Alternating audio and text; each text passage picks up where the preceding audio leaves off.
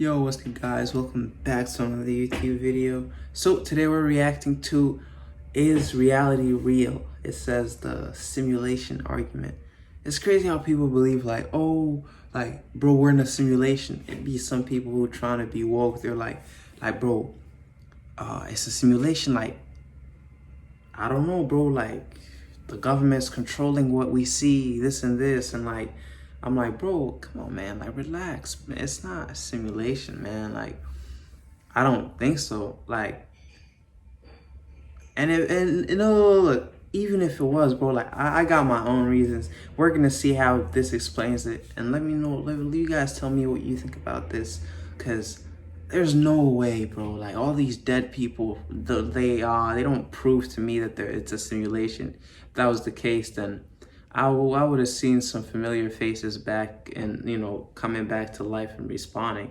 Because George Washington would definitely still be alive. I know how many people, apparently love him, apparently, some people at least. But yeah, if you're new here, don't forget to like and subscribe. And yeah, let's watch. We humans are unable to experience the true nature of the universe unfiltered. Our senses and brains can only process a fraction of the world. So we have to use concepts and tools to learn about the true nature of reality. Technological progress not only widened our knowledge about the universe, it also made us aware of unsettling possibilities. In the future, it might become possible to simulate entire universes. But if this is an option, how can we know that it's not already happened? What if we are not creators, but creations? Is it possible that we are not real and we don't even know it? That sounds so see, this is where science starts to sound something's wrong. If our current understanding of physics is correct, then it's impossible to simulate the whole universe with its trillions and trillions of things. But we don't actually need to anyway. We only need enough universe to fool the inhabitants of our simulation into thinking that they're real. Who needs billions of galaxies? We only need the space our subjects are allowed to explore. The vast universe could just be a flat projection, and they would have no way to know. What about small things like cells or bacteria? I kind of see what they're trying to do, because I ain't gonna lie, bro. Back in the 1800s or whatever, they could only see the moon with telescopes type stuff. They could be they'd be arguing yo, the earth revolves around the sun, bro. It's not the moon, doesn't this and this. Yeah, some stupid arguments, you see, because they couldn't explore. Now that people could go up in the sky and see what's actually up there. So these guys are saying if you have enough, because I know there's a limit. Humans aren't going to be able to explore forever up there. I see where he's going with this, but come on, man. I don't know, bro. Because people die, bro. I don't really know. Need them. When you use a microscope, what you see could be instantly created. Same with atoms. The chair you're sitting on right now does not need to be simulated with quadrillions of atoms. We just need the outermost layer of it. It might be empty inside until you decide to break it open. Your body might feel like it's filled with bubbly things, but it might be empty until you open it. The minimum requirement for our simulation is only the consciousness of our virtual humans. Our subjects just need to think the simulation is real. Okay, so are we being simulated? Well, maybe, but there are a few conditions that need to be met. Obviously, we have no authority over this topic, so please take everything we say with a grain of salt. Based on a modified version of the original simulation argument by Nick Bostrom, we have 5 assumptions for you. If they're true, you, dear viewer, are living in a simulation. Assumption 1. It's possible to simulate consciousness. Nobody knows what consciousness is. No.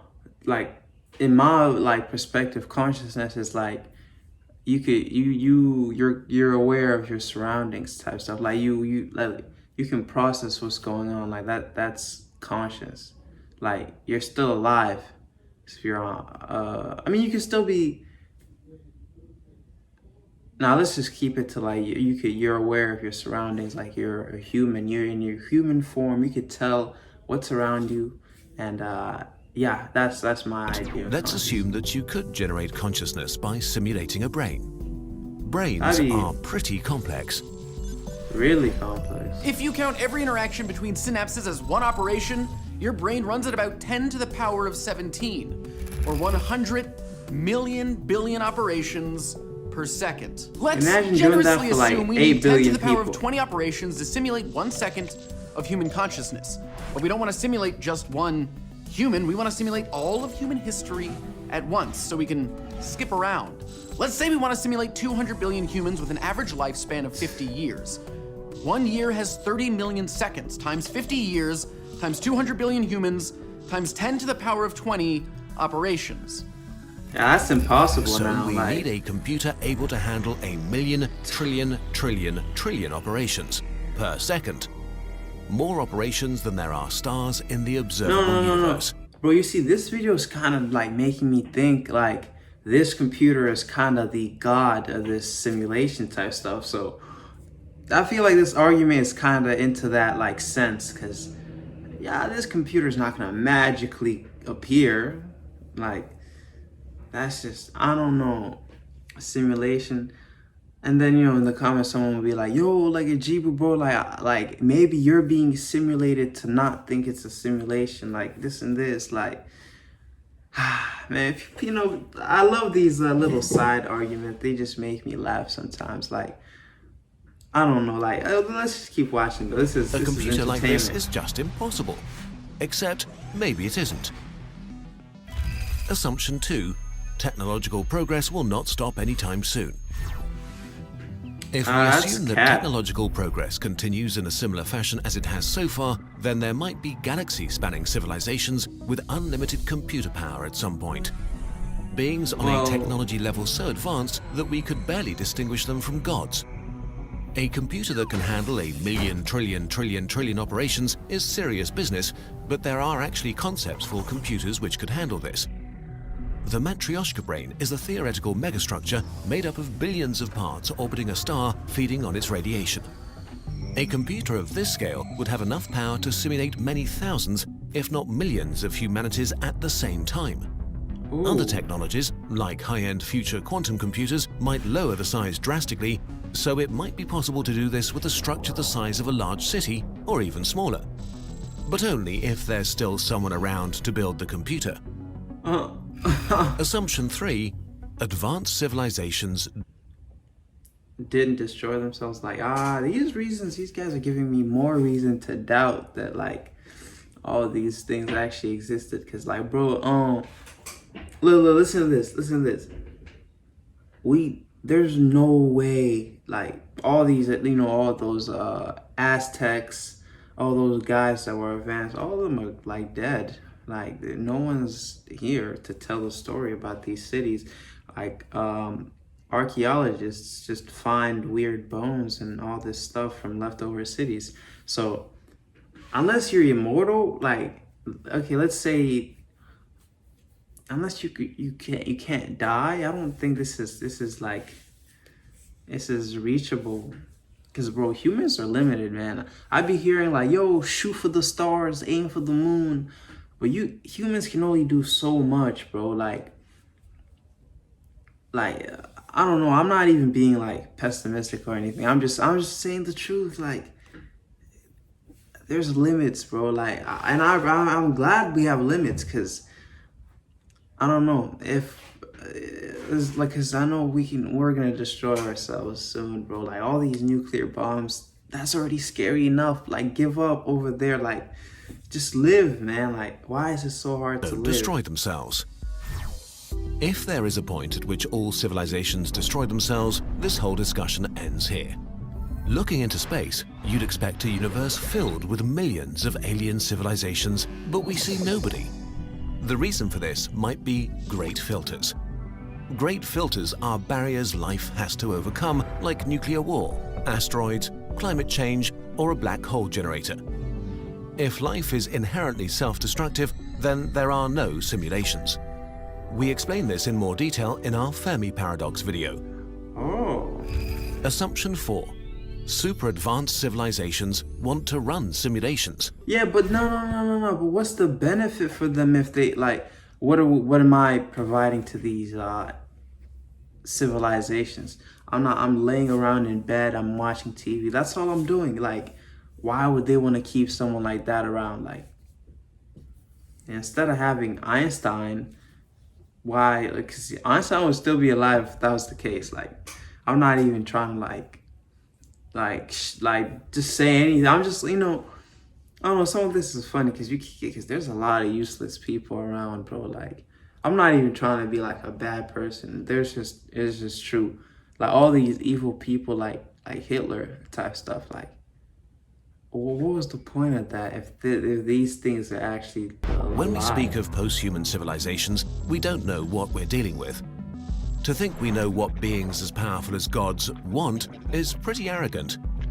Imagine the smartest ant on Earth living next to an amusement park. It's curious about what humans are up to, so you try to explain. Unfortunately, the ant just doesn't understand. The concept of roller coasters and standing in lines and holidays and fun doesn't make sense to an ant living an ant life. Just step on it. It's the same with us and a post-human being. Compared to them, we are ants. Running simulations for fun or science might be an absurdly stupid idea to them. But if they do want to run simulations for whatever reasons, and assumptions 1 to 3 are true too, then the chances are not zero that you are living inside a simulation. Assumption 5. If there are a lot of simulations, you are probably inside a simulation. Yeah, that's so vague. If there are simulated civilizations, it's likely that there are a lot of them. After all, we assume that post-human beings have access to practically unlimited computing power. So if they... Yo, what, like, why are we so focused? It's so, like, about computers and like, how are these dudes getting computers in the first place? Like, how are these guys getting computers in the first place? Like, come on, man. Like, I can't see this. It's the same with us and a post-human beings, and as there are a lot of simulations, we assume that if there are billions of simulated universes, there are probably trillions and trillions of simulated conscious beings, which would mean that the vast majority of all conscious beings that will ever have existed are simulated. So for every conscious being made of flesh, a billion simulated ones exist. Since we have no way of knowing if we are simulated or not, in this case, the chances of you being one of the 999,999,999 simulated ones are pretty high. So what you consider reality might not be real at all. You really might be simulated. All of this is based on a lot of assumptions that we can't really test right now. So many scientists disagree with this whole thought experiment. That is bogus. So don't burn your house down to test if there will be glitches. If you are simulated, not that much changes for you. You might be on a small planet speeding through eternal nothingness, or a simulation inside a computer. Your existence does not become more or less scary and bizarre. All we can hope to do is try to live good lives and have a good time. And hope that if we actually are simulations in a supercomputer, nobody trips over the power cable. Nah, cause listen to me.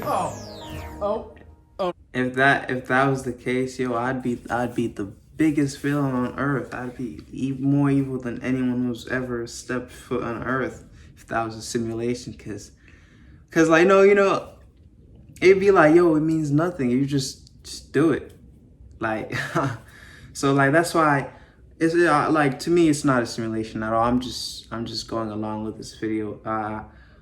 So no, you guys are sweet. Don't do anything dumb, because if you cut yourself, you're gonna bleed. You're gonna feel a lot of pain, and I don't think pain can be simulated. I don't know, you probably can. For computers at least, but you guys are humans. Anybody who watches Ajiba Reacts is human. Anyways, if you made it this far, thank you and have a nice day.